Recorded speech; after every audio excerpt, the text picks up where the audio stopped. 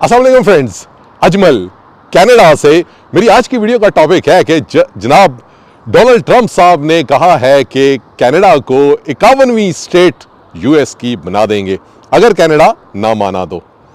और कनाडा में जो भी लीडर होगा, जो प्राइम मिनिस्टर होगा, उसको हम गवर्नर बना देंगे। तो आज की वीडियो में हम डिस्कस करेंगे कि क्या ये पॉसिबल है कि कनाडा अमेरिका की 51वीं स्टेट बन जाए, और क्या जनाब डोनाल्ड ट्रंप साहब का ये बयान कोई ऐसा बयान है जिसको कि कनाडा में सीरियस लिया जा सके या इस पर कोई सीरियस बहस की जा सके। आज की वीडियो में ये चीज़ें डिस्कस करेंगे। वीडियो शुरू करने से पहले मैं हूं अजमल, आप देख रहे हैं मेरा यूट्यूब और फेसबुक चैनल। वीडियो अच्छी लगे लाइक करें, शेयर करें, सब्सक्राइब करें और बेल का बटन भी ज़रूर दबा दें। कनाडा के हवाले से जनाब डोनाल्ड ट्रंप साहब मुसलसल ये बात, पहले उन्होंने डिनर के हवाले से बात की थी जब जनाब जस्टिन ट्रूडो साहब उनके पास डिनर में गए थे, उस वक्त ये बात सामने आई थी। फिर उन्होंने अपनी ट्वीट्स में कहा और अब वो प्रेस कॉन्फ्रेंसेस में भी ये कह रहे हैं कि वो कनाडा को इकोनॉमिकली मजबूर कर देंगे कि वो या तो 51वीं स्टेट बने या फिर वो 25% टैरिफ उनकी चीज़ों पर लगवा के, तो वो कहते हैं कि हम मजबूर कर देंगे कनाडा को कि वो या तो घुटनों के बल आ जाए और या फिर हमारी 51वीं स्टेट बन जाए। और उन्होंने ये भी कहा है कि उनको ना कैनेडियन जो कार्स हैं, कार्स के स्पेयर पार्ट्स आते हैं, तकरीबन 20% जो स्पेयर पार्ट्स हैं उनके बगौल वो कनाडा उनको प्रोड्यूस करता है। और उन्होंने कहा जी कि वो यहाँ पर वो इंडस्ट्री लगवा लेंगे। या दूसरे नंबर पे कनाडा से मिल्क आता है, उन्होंने कहा जी मिल्क भी हमारे पास बहुत है, हमें मिल्क की भी ज़रूरत नहीं है। और भी चीज़ें जो छोटी मोटी कनाडा से आती हैं वो उनकी ज़रूरत उन्होंने कहा जी हमें नहीं है।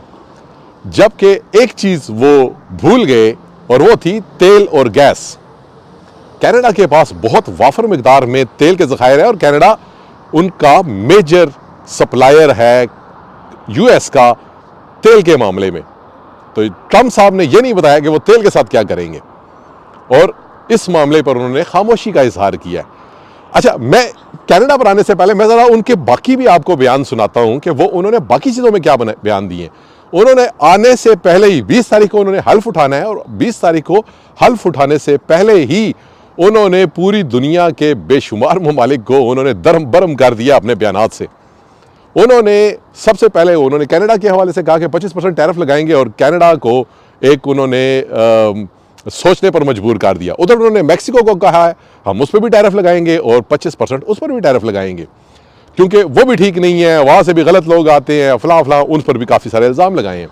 उसके अलावा उन्होंने ग्रीनलैंड, जो कि इस टाइम डेनमार्क की एक छोटी सी ऑटोनोमस एरिया है, उस पर भी उन्होंने कहा है कि हम को भी हासिल करेंगे, ये हमारे लिए स्ट्रेटेजिकली बड़ा इंपॉर्टेंस का हामिल है। अब उन्होंने डेनमार्क को भी उधर से डिस्टर्ब कर दिया है, डेनमार्क, और उन्होंने कहा जी हम परचेज करेंगे।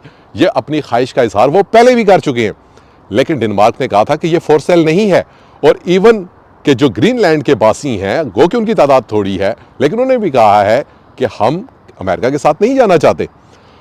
अब फ्रांस और जर्मनी ने भी ये कहा है कि यार ये अगर छोटा मुल्क है और इसके पास एक छोटी सी टेरिटरी है, तो आप बड़ा मुल्क होने की हैसियत से आप इनके साथ कुछ तावन करें, आप इनको नेक्स्ट करने की बात कर रहे हैं। तो उधर उन्होंने डेनमार्क और यूरोप को एक तो ये थ्रेट दे दिया और यूरोप में काफ़ी इस हवाले से काफ़ी कंसर्न्स शो कर रहे हैं। उसके बाद अब आप आ जाएं यूरोप के ऊपर, तो यूरोप का उन्होंने कहा है जी कि यूक्रेन की जंग से हमारा कोई लेना देना नहीं है, ये यूरोप की जंग है। तो दूसरे लफ्ज़ों में अब अगर ट्रंप साहब इस बयान पे कायम रहते हैं तो यूरोप अपनी जंग खुद लड़ेगा। और याद रखें कि यूक्रेन की जंग जो रशिया के साथ चल रही है, उसमें जो मेन कंट्रीब्यूशन कर रहा है वो अमेरिका कर रहा है। अगर अमेरिका पीछे हटता है तो ये यूरोप के लिए एक डरावने ख्वाब से कम नहीं है, क्योंकि अमेरिका न सिर्फ वेपन्स दे रहा है, पैसे दे रहा है, बल्कि अपना सारा दिमाग लगा रहा था उस जंग में। अगर ट्रंप साहब के आने के बाद ये चीज़ें पीछे हटती हैं तो यूरोप के लिए एक बहुत ही बड़ा ख़तरा जो कि रशिया की सूरत में है, मंडला रहा है। उसने डेफिनेटली फिर यूक्रेन के हवाले से अपना जो, अगर ये अपना किरदार कम करते हैं तो रशिया को तो फिर रोकने वाला शायद कोई ना हो। तो ना सिर्फ ये काम हुआ है, अब इधर आप आ जाएं यूके के हवाले से, तो यूके के हवाले से इलान मस्क बड़े डिफरेंट किस्म के बयानात दे रहे हैं, कुछ यहाँ की इंटरनल पॉलिटिक्स में और यूरोप की पॉलिटिक्स में भी वो अपना ऐसा काम कर रहे हैं जो कि ना यूके वालों को अच्छी लग रही है और ना ही यूरोपियन यूनियन वालों को अच्छी लग रही है।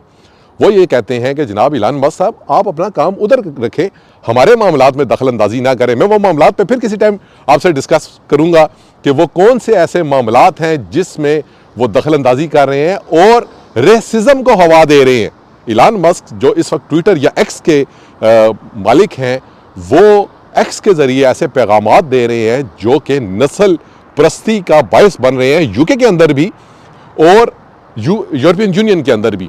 इसी तरह उन्होंने चाइना के हवाले से जनाब ट्रंप साहब ने यह बयान दिया है कि वो जो पनामा कैनाल है उसको भी वापस ले लेंगे, क्योंकि वो कहते हैं जी कि चाइना इससे फ़ायदा उठा रहा है और हमें इससे डिसएडवांटेज हो रहा है। तो वो ये कहते हैं, यानी कि आते और इसके अलावा इंडियंस के हवाले से भी, जो कि इंडियंस बसते हैं अमेरिका में, उनके हवाले से भी रिजर्वेशंस शो की जा रही हैं।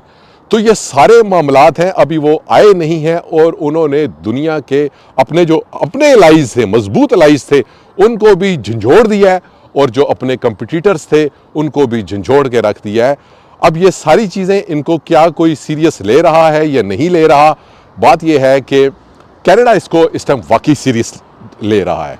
कनाडा इनको सीरियस इस वजह से ले रहा है क्योंकि वाकई अगर कनाडा पर टैरिफ लग जाते हैं तो कनाडा की इकॉनमी थोड़ी सी स्ट्रगल कर सकती है। गो कि कनाडा एक बहुत ही रिसोर्सफुल कंट्री है, कनाडा के पास अच्छे खासे ज़खायर हैं, अच्छी खासी सर्विसेज मार्केट है, इसके बावजूद कनाडा की काफ़ी हद तक डिपेंडेंसी जो है वो अमेरिका पर है।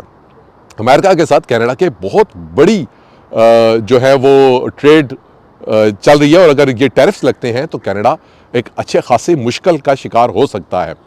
लेकिन इम्पॉर्टेंट चीज़ ये है कि इस वक्त जो पार्लियामेंट है, कैनेडियन पार्लियामेंट, वो प्रोसेस में नहीं है या उसका जो सेशन है वो रुका हुआ है, फ्रीज हो चुका है।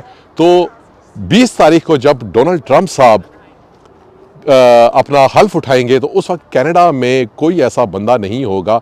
जस्टिन ट्रूडो साहब अगर जाते हैं या नहीं जाते, जो भी फैसला करते हैं, तो उस टाइम उनकी क्या हैसियत होगी, एक ऐसे प्राइम मिनिस्टर की जो अपना रेजिग्नेशन अनाउंस कर चुका हुआ है और जिसकी अंदर भी सपोर्ट नहीं है, बाहर भी सपोर्ट नहीं है, वो कैसे फेस करेगा और क्या कनाडा उस टाइम डिसीजन लेगा, ये बड़ा इंपॉर्टेंट है। और फिर जो ही कनाडा इलेक्शन में जाता है, याद रखें कि जो प्रेसिडेंट ट्रंप हैं उन्होंने 100 डेज़ के अंदर अंदर जो भी फैसले करने होंगे, जो भी काम करना होगा, वो 100 डेज़ के अंदर करेंगे। तो वो क्या करेंगे और उसके मुकाबले में कनाडा के अंदर उनको जवाब देने वाला बंदा कौन होगा, ये बहुत एक इस टाइम परेशान कुन सूरत हाल है, क्योंकि कनाडा में उनको जवाब देने वाला बंदा फिलहाल नज़र नहीं आ रहा। अगर हुकूमत बदल चुकी होती, इलेक्शन हो चुके होते, कोई मजबूत गवर्नमेंट आ चुकी होती, तो फिर उनके कोई भी अगर वो डिसीजन लेते हैं या कोई भी वो फैसला लेते हैं तो उसको काउंटर करने के लिए कनाडा के पास कोई अथॉरिटी होती, कोई पावर होती। इस वक्त नज़र ये आ रहा है कि कनाडा की जो क़यादत है वो इलेक्शन में जा रही है और उनके पास डबल उनके मसाइल हैं। एक तो उन्होंने कनाडा के अंदर इलेक्शन लड़ने हैं, जो भी हुकूमत है या अपोजिशन है, उन्होंने कनाडा के अंदर इलेक्शन भी लड़ना है, जीतना भी है, इक़्तिदार में आना है, और प्लस में अमेरिका की तरफ से जो उनको थ्रेट्स का सामना करना पड़ रहा है, उनसे भी उन्होंने मुकाबला करना है। तो देखना यह है कि कनाडा और कनाडा की जो इक़्तिदार में पार्टियां हैं और जो मुखालिफ पार्टियां हैं या अपोजिशन में पार्टियां हैं, वो इस वक्त क्या अपना रुख इख्तियार करती हैं और कैसे इस आजमाइश से निकलती हैं, ये आने वाले दिनों में देखना बड़ा इंपॉर्टेंट होगा। वीडियो अच्छी लगे लाइक करें, शेयर करें, सब्सक्राइब करें। Thank you.